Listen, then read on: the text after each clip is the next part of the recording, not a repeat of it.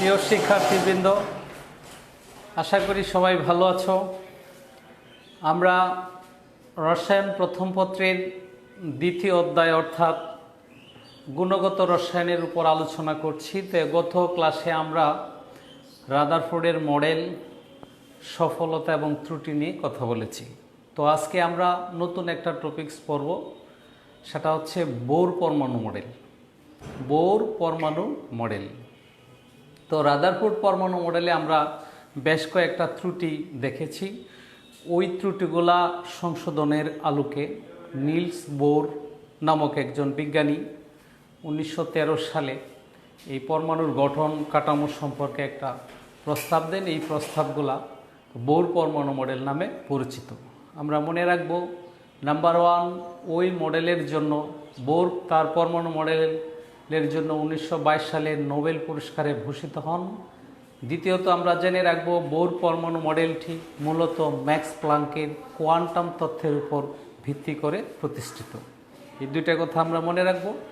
যেহেতু bore Rutherford প্রদত্ত পরমাণু মডেলের 3টি ত্রুটি, যেমন 1 নম্বর ত্রুটি হলো ম্যাক্সওয়েলের তত্ত্বভিত্তিক ত্রুটি, যেখানে আমরা জেনেছি যে পরমাণুর কক্ষপথগুলা অস্থায়ী, এই ত্রুটি।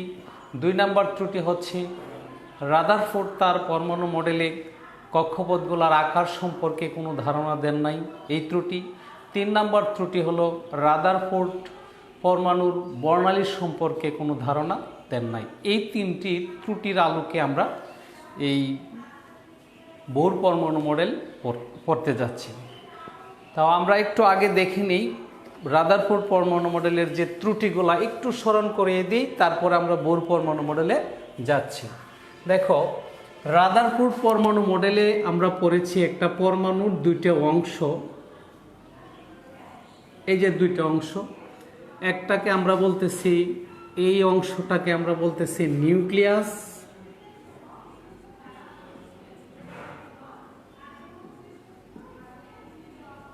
এবং এই অংশগুলোকে আমরা বলতেছি ইলেকট্রনের কক্ষপথ। অর্থাৎ নিউক্লিয়াস এবং ইলেকট্রনের কক্ষপথ নামক 2টি অংশের সমন্বয়ে গঠিত হয় একটি পরমাণু। আমাদের একটা ধারণা অলরেডি জন্মে গেছে যে নিউক্লিয়াসকে কেন্দ্র করে ঋণাত্মক চার্জ বিশিষ্ট ইলেকট্রনগুলা সর্বদা এই বৃত্তাকার কক্ষপথে ঘূর্ণায়মান। হ্যাঁ, যতক্ষণ পর্যন্ত নিউক্লিয়াসকে কেন্দ্র করে ইলেকট্রনগুলা নির্দিষ্ট বৃত্তাকার কক্ষপথে ঘূর্ণায়মান থাকে, ততক্ষণ পর্যন্ত কিন্তু আমরা বলবো যে পরমাণুর 2টা অংশ। ঠিক আছে? অর্থাৎ এই ইলেকট্রন নির্দিষ্ট বৃত্তাকার কক্ষপথে সর্বদা ঘূর্ণায়মান থাকলেই পরমাণুর 2টা অংশ সবসময় থাকবে, অর্থাৎ পরমাণু স্থায়ী হবে, নিউক্লিয়াস এবং কক্ষপথ। কিন্তু আমরা গতদিন দেখেছি ম্যাক্সওয়েল নামক একজন বিজ্ঞানীর যে তড়িৎ চুম্বকীয় তত্ত্ব, সেই তত্ত্বে আমরা দেখেছি ঋণাত্মক চার্জ বিশিষ্ট একটা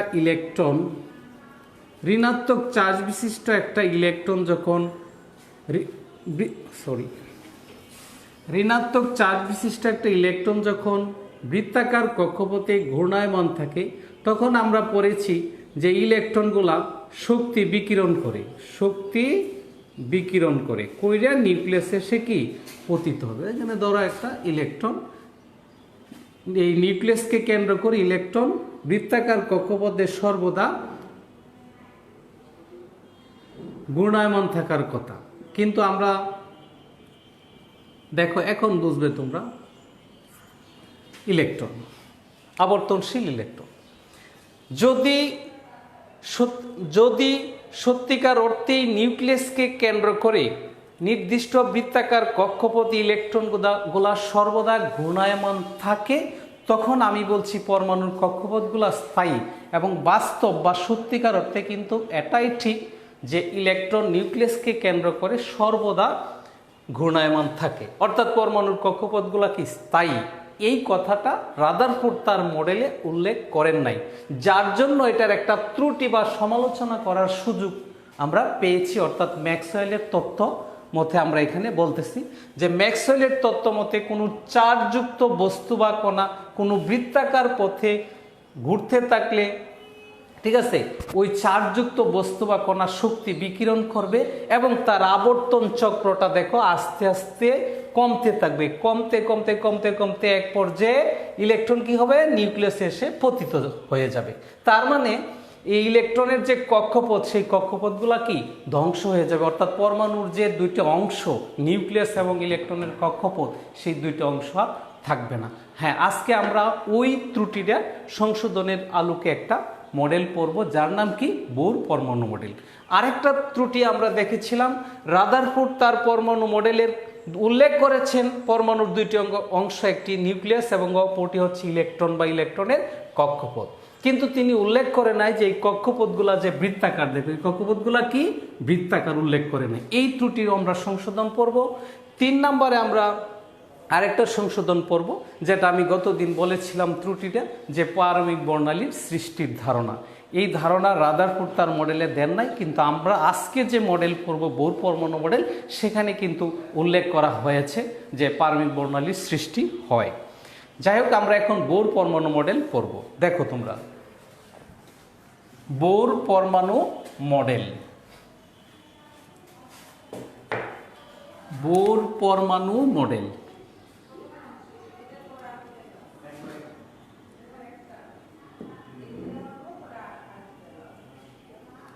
বোর পরমাণু মডেল খুব গুরুত্বপূর্ণ একটা টপিকস। আমরা এই অধ্যায়ের প্রায় 40 থেকে 50% যে টপিকস বা বিষয় আছে, সেই বিষয়গুলো আমরা দেখব এই বোর পরমাণু মডেলের আলোকে বর্ণনা করা হয়েছে। অর্থাৎ বোর পরমাণু মডেল সম্পর্কে আমাদের ধারণাটা যত মানে শক্তিশালী বা বেশি হবে বা স্থায়ী হবে, আমরা ওই অধ্যায়ের অন্যান্য বিষয়গুলো সম্পর্কে খুব সহজেই ধারণা নিতে পারবো। সবাই খুব গুরুত্ব সহকারে বোর পরমাণু মডেলটা দেখার জন্য আমি বলছি। তাহলে দেখো, বোর তার পরমাণু মডেলের 3টে স্বীকার্য প্রদান করেন, অর্থাৎ বোর পরমাণু মডেল 3টি স্বীকার্যের সমন্বয়ে গঠিত। আমরা ওই স্বীকার্যগুলো আস্তে আস্তে দেখব। তাই প্রথম যে স্বীকার্যটা উনি দিলেন, দেখো প্রথম স্বীকার্য, যাকে আমরা বলবো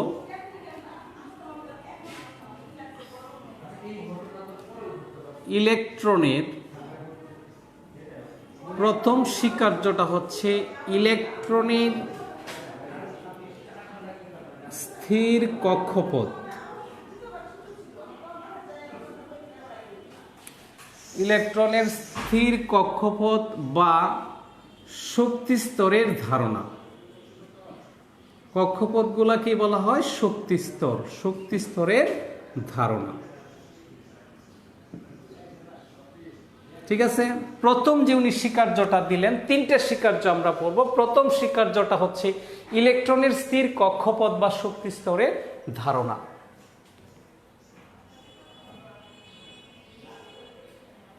দেখো তোমরা,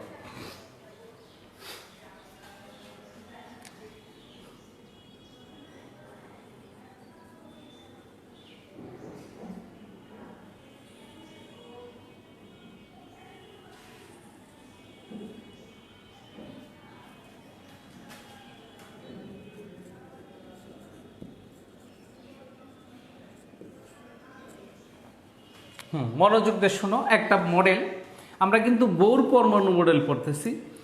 বোর পরমাণু মডেল দেখো, এটা যদি একটা মডেল হয়, সেখানে এটা হচ্ছে নিউক্লিয়াস, আমরা আগেই জানি এটা হচ্ছে নিউক্লিয়াস।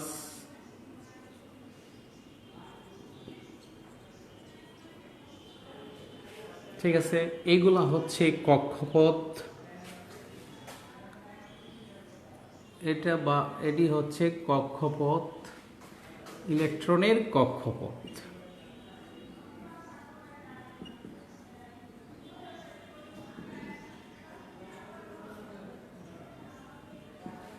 ঠিক আছে, এখন দেখো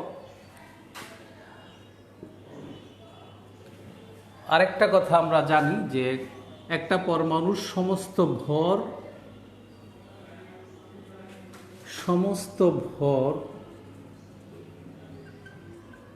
ওর সমস্ত ধনাত্মক চার্জ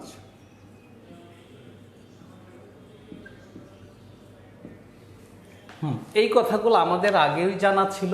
বোর তার প্রথম যে স্বীকার্য ইলেকট্রনের স্থির কক্ষপথ বা শক্তি স্তরের ধারণা, সেই স্বীকার্যও কিন্তু এই কথাগুলাই বলছেন। তোমাদের এই কথাগুলো প্রত্যেকেরই জানা, তারপর আমি বলছি। দেখো, বোর তার মডেলের প্রথম স্বীকার্যে বলছেন যে প্রত্যেক পরমাণুর দুইটা অংশ থাকে। কি বলছেন? প্রত্যেক পরমাণুর দুইটা অংশ থাকে। একটা হচ্ছে কেন্দ্র বা নিউক্লিয়াস এবং অপরটি হচ্ছে ইলেকট্রনের কক্ষপথ। এই বৃত্তাকারগুলো হচ্ছে কি কক্ষপথ। বোর তার মডেলের প্রথম স্বীকার্যে কি বলেছেন? যে একটা প্রত্যেক পরমাণুর দুইটা অংশ থাকে, একটা হচ্ছে কেন্দ্র বা নিউক্লিয়াস এবং এর অপরটি হচ্ছে ইলেকট্রনের কক্ষপথ। এইগুলা হচ্ছে কক্ষপথ। পরে তিনি বলেছেন যে একটা পরমাণুর সমস্ত ভর এবং সমস্ত ধনাত্মক চার্জ কেন্দ্র নামক একটা সূক্ষ্ম স্থানে অবস্থান করে। এই সূক্ষ্ম স্থান বিশিষ্ট কেন্দ্রটির নামই দিলেন তিনি কি? নিউক্লিয়াস। তারপর উনি তার প্রথম স্বীকার্যে আরো বলেছেন, একটু মনোযোগ দিয়ে এই কথাটা শোনো, যে নিউক্লিয়াসকে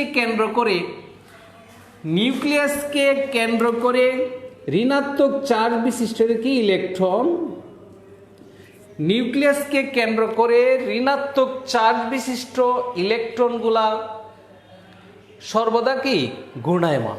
এইখানে আমরা এই কথাটা কিন্তু রাদারফোর্ড মডেলও পড়েছিলাম, যে নিউক্লিয়াসকে কেন্দ্র করে ঋণাত্মক চার্জ বিশিষ্ট ইলেকট্রনগুলো সর্বদা ঘূর্ণায়মান। ওই জায়গাটাতে উনি একটু সংশোধন করেছেন। দেখো, উনি বলছেন যে নিউক্লিয়াসকে কেন্দ্র করে, ঠিক আছে, ঋণাত্মক চার্জ বিশিষ্ট ইলেকট্রনগুলা কতকগুলো, এই যে দেখো, কতকগুলো বৃত্তাকার কক্ষপথে সর্বদা ঘূর্ণায়মান। তার মানে রাদারফোর্ড মডেলে বলা হয়েছিল নিউক্লিয়াসকে কেন্দ্র করে ইলেকট্রনগুলা, ঠিক আছে, নিউক্লিয়াসের চারদিকে সর্বদা ঘূর্ণায়মান। কিন্তু উনি তার মডেলে বলতেছেন, বোর তার মডেলে বলতেছেন, নিউক্লিয়াসকে কেন্দ্র করে ঋণাত্মক চার্জ বিশিষ্ট ইলেকট্রনগুলা কতকগুলো, মানে একাধিকের কথা বলছেন, কতকগুলো বৃত্তাকার কক্ষপথে সর্বদা ঘূর্ণায়মান। এবং উনি আরো বলেছেন, এই কক্ষপথগুলোতে যখন ইলেকট্রনগুলার আবর্তনশীল থাকে তখন ইলেকট্রন কোনো শক্তি শোষণও করে না, বাইরে থেকে শক্তি শোষণও করে না, বিকিরণও করে না। এই জন্য এই কক্ষপথগুলাকে বলা হয় স্থায়ী বা স্থির কক্ষপথ। এই জন্যই প্রথমে আমি লিখেছি ইলেকট্রনের স্থির কক্ষপথ বা শক্তি স্তরের ধারণা। এই যে কক্ষপথগুলাকে বলা হবে শক্তি স্তর, এগুলো আমরা মনে রাখবো। কক্ষপথগুলোর নাম হচ্ছে শক্তি স্তর বা অরবিট। কক্ষপথগুলোর নাম হচ্ছে শক্তি স্তর বা অরবিট। এবং উনি তার মডেলে কিন্তু অলরেডি বলছেন যে এই কক্ষপথগুলার বৈশিষ্ট্য কি। এক নম্বর হচ্ছে উনি বলছেন যে কক্ষপথগুলা কি স্থায়ী। দুই নম্বরে উনি বলেছেন কক্ষপথগুলা হচ্ছে বৃত্তাকার। দেখো, তাহলে আমি আবার বলছি, একটু শোনো। বোরের মধ্যে প্রত্যেক পরমাণুর দুইটা অংশ থাকে, একটা হচ্ছে কেন্দ্র বা নিউক্লিয়াস এবং এর অপরটি হচ্ছে ইলেকট্রনের কক্ষপথ। পরে উনি বলছেন একটা পরমাণুর সমস্ত ভর এবং সমস্ত ধনাত্মক চার্জ কেন্দ্র নামক একটা সূক্ষ্ম স্থানে অবস্থান করে, এবং এই সূক্ষ্ম স্থান বিশিষ্ট কেন্দ্রটির নামই তো উনি দিলেন কি নিউক্লিয়াস। পরে উনি বলেছেন নিউক্লিয়াসকে কেন্দ্র করে ঋণাত্মক চার্জ বিশিষ্ট ইলেকট্রনগুলা কতকগুলো নির্দিষ্ট বৃত্তাকার কক্ষপথে সর্বদা ঘূর্ণায়মান। এই কক্ষপথগুলোতে ইলেকট্রন যখন অবস্থান করে তখন ইলেকট্রন কোনো শক্তি শোষণ বা বিকিরণ করে না, তাই এই কক্ষপথগুলোকে বলা হয় স্থায়ী বা স্থির কক্ষপথ। তার মানে কক্ষপথ, একটা রাদারফোর্ড মডেলের যে একটা ত্রুটি ছিল যে কক্ষপথগুলো অস্থায়ী, সেখানে কিন্তু উনি পরিষ্কার করে বলে দিয়েছেন যে কক্ষপথগুলো হচ্ছে স্থায়ী। রাদারফোর্ড মডেলে একটা ত্রুটি ছিল, কক্ষপথগুলোর আকারের কোনো ধারণা দেওয়া হয় নাই, কিন্তু উনি তার এই মডেলে ধারণা দিয়েছেন কক্ষপথগুলো হচ্ছে বৃত্তাকার। তাহলে আমরা কিন্তু অলরেডি দুইটা রাদারফোর্ড মডেলের যে দুইটা ত্রুটি, সেই দুইটা ত্রুটির সংশোধন পেয়ে গেলাম।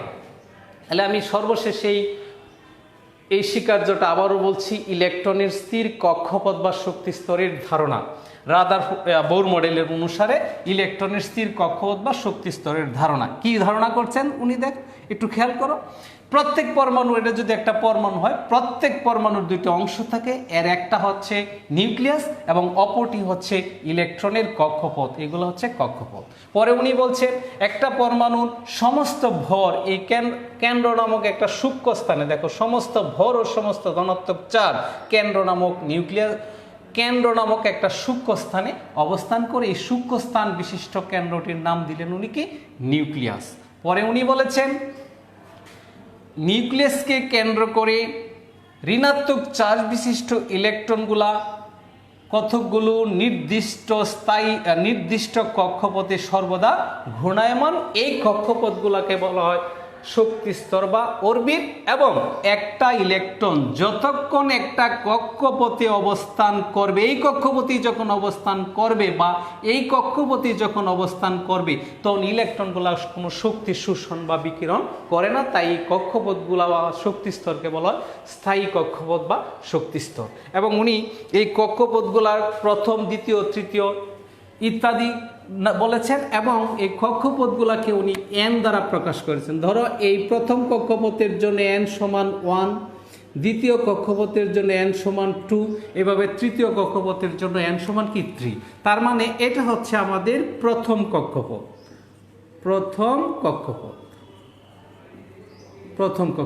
আর এটা হচ্ছে কি দ্বিতীয় কক্ষপথ। বাস, তাহলে প্রথম স্বীকার্য নিয়ে আমি কথা বললাম।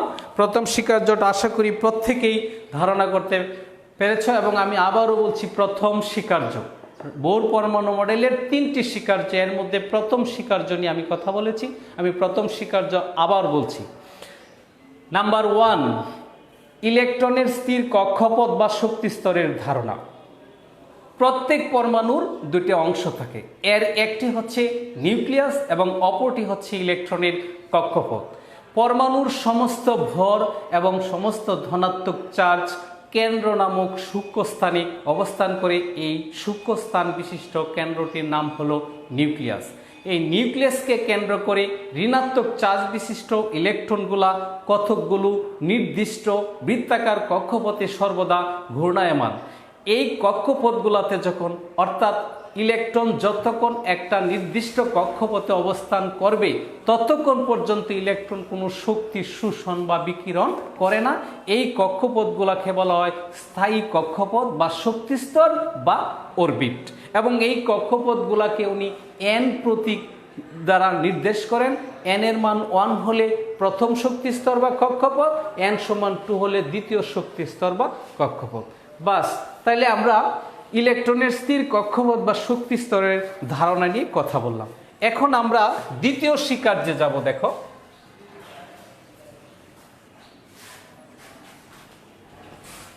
দ্বিতীয় স্বীকার্যটা হচ্ছে কৌণিক ভরবেগের ধারণা।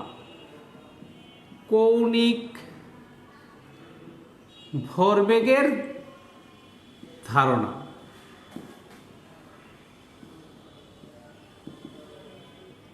কৌণিক ভরবেগের ধারণা, দেখো মনোযোগ দিয়ে শুনো। নিউক্লিয়াস, দেখো এটা হচ্ছে নিউক্লিয়াস।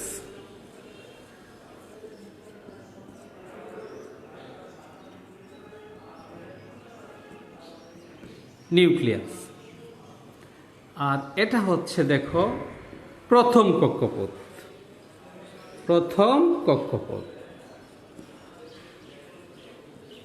এখন আমি কৌণিক ভরবেগ সম্পর্কে কথা বলবো, অর্থাৎ বোর পরমাণু মডেলের দ্বিতীয় স্বীকার্য বা কৌণিক ভরবেগের ধারণা।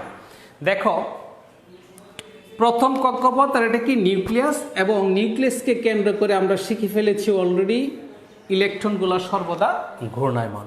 একটু খেয়াল করো তোমরা সবাই। দেখো, এই যে একটা ইলেকট্রন,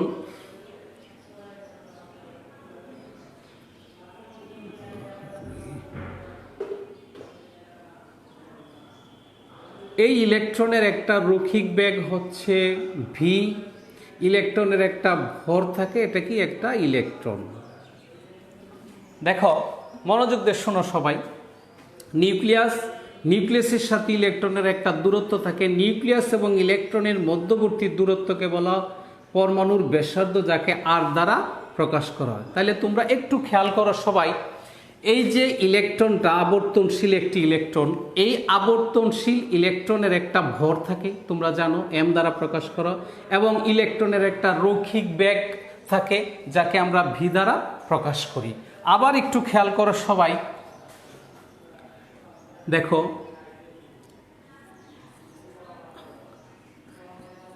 রৈখিক বেগ ইনটু ব্যাসার্ধ,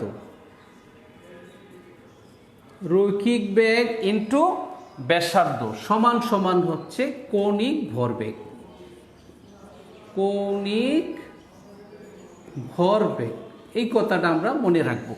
রৈখিক বেগ আমরা জানি কি এমভি, আর ব্যাসার্ধ কি আর। তাহলে কৌণিক ভরবেগ কত দাঁড়াইলো, কি দাঁড়াইলো, এমভিআর।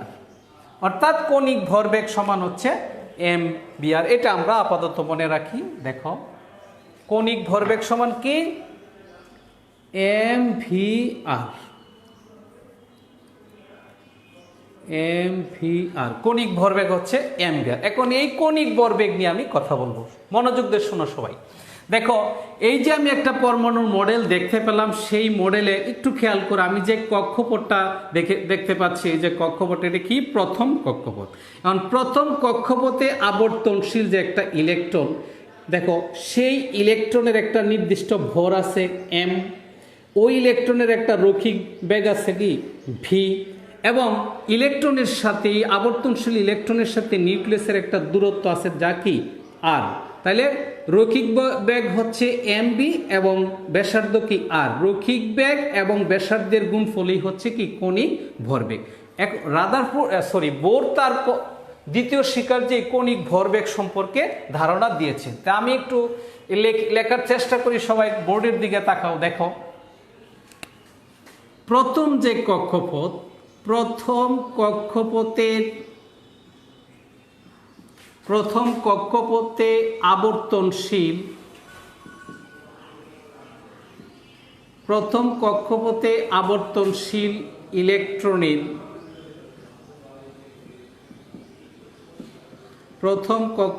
আবর্তনশীল ইলেকট্রনের কৌণিক ভরবেগ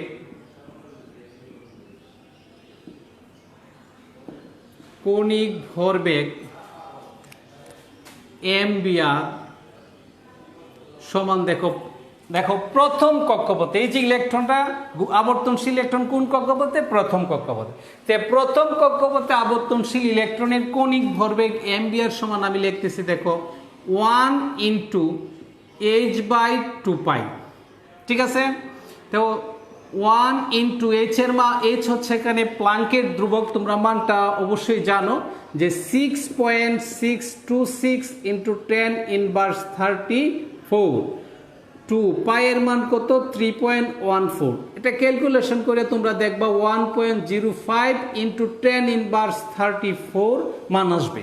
তাহলে এই যে প্রথম কক্ষপথে যে আবর্তনশীল একটি ইলেকট্রন, সেই ইলেকট্রন প্রথম কক্ষপথে আবর্তনশীল ইলেকট্রনের কৌণিক ভরবেগ যাকে আমরা প্রকাশ করব এমভিআর দ্বারা, এই এমভিআর এর একটা মান আমি পেয়েছি, দেখো 1 × h/2π। মানটা কত আসলো, 1.05 × 10⁻34। অর্থাৎ আমি বলতে চাচ্ছি প্রথম কক্ষপথে আবর্তনশীল যে ইলেকট্রন, সেই ইলেকট্রনটির একটা কৌণিক ভরবেগের নির্দিষ্ট মান আছে যা হচ্ছে 1.05 × 10⁻34। ঠিক দেখো তোমরা একইভাবে দ্বিতীয় কক্ষপথে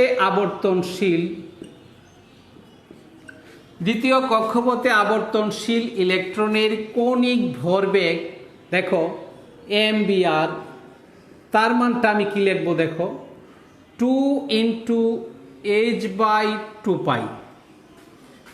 দেখো 2 h এর মান আমাদের মুখস্থ,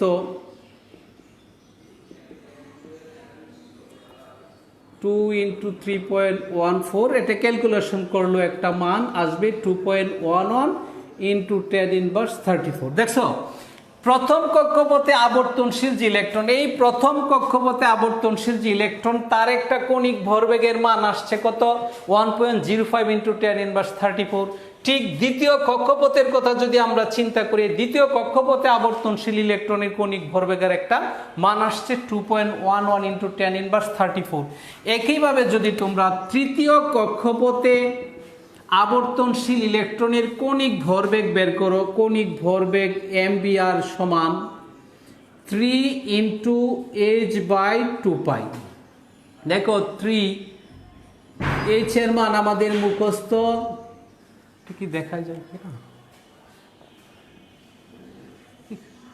মানগুলো আমি একটু ওই দিকেই লিখে ফেলি, হয়তো তোমরা দেখতে পাচ্ছ না। দেখো প্রথম কক্ষপথে আবর্তনশীল ইলেকট্রনের কণিক ভরবেগ mvr সমান আমি বলছি 1 × h/2π, ঠিক আছে, সমান 1 × h এর মান কত 6.626 × 10⁻, কত 34, 2 × 3.14, রেজাল্ট আসছে কত 1.05 × 10⁻34।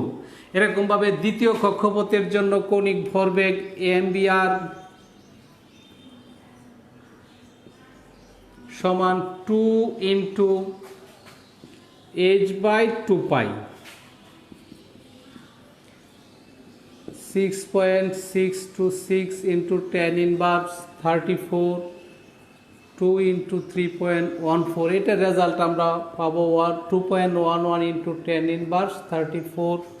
ঠিক তৃতীয় কক্ষপথে আবর্তনশীল ইলেকট্রনের কণিক ভরবেগ mvr সমান 3 × h/2π। h এর মান জানো তোমরা, এটা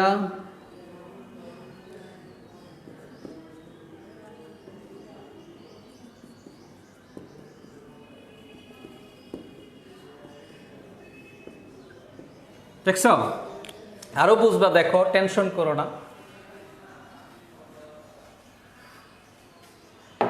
দেখো একটা মডেল, পরমাণুর মডেল, তার প্রথম কক্ষপথ, দ্বিতীয় কক্ষপথ, তৃতীয় কক্ষপথ। মনোযোগ দিয়ে দেখো সবাই, প্রথম কক্ষপথ, দ্বিতীয় কক্ষপথ আর তৃতীয় কক্ষপথ।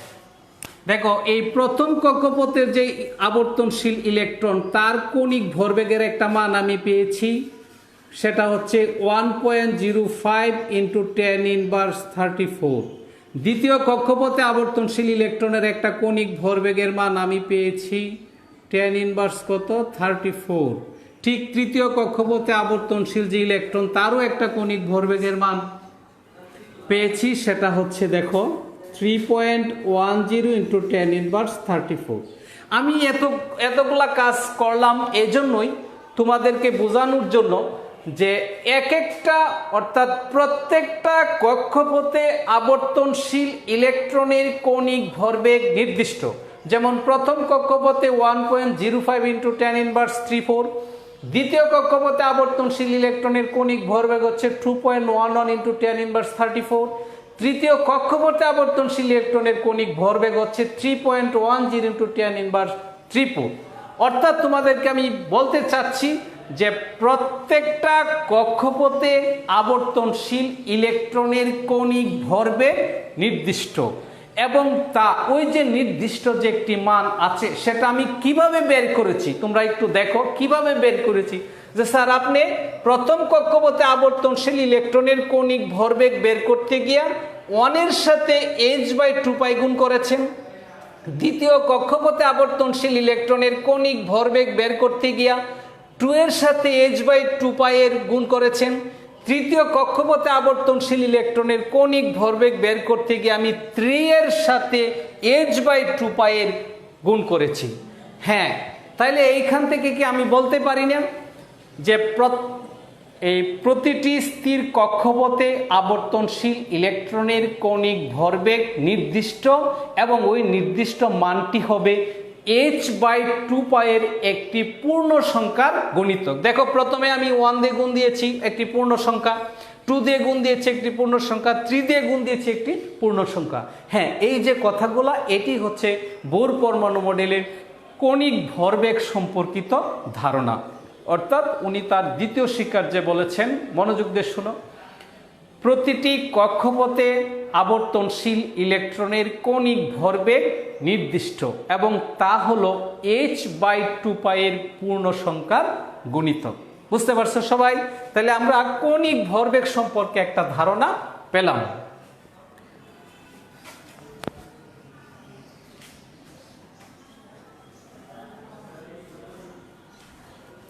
তিন নাম্বার স্বীকার্যটা হচ্ছে, শক্তির শোষণ। শক্তির শোষণ বা বিকিরণ। শক্তির শোষণ বা বিকিরণ ও বর্ণালী সৃষ্টির ধারণা। এটা হচ্ছে 3 নাম্বার স্বীকার্য। দেখছো, প্রথমে স্থির কক্ষপথ, এটা আমরা রাদারফোর্ডের সংশোধন পেয়েছি, তারপর বৃত্তাকার কক্ষপথ পেয়েছি, এখন আমরা শক্তির শোষণ, বিকিরণ আর বর্ণালী সৃষ্টি নিয়ে কথা বলবো। দেখো 2 মিনিট লাগবে, ধৈর্য সহকারে সবাই মনোযোগ দিয়ে তাকায়া থাকো। নিউক্লিয়াস, প্রথম কক্ষপথ, দ্বিতীয় কক্ষপথ। নিউক্লিয়াস,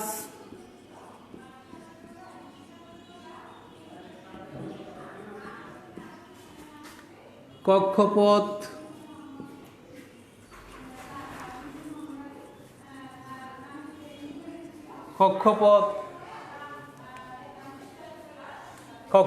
দেখো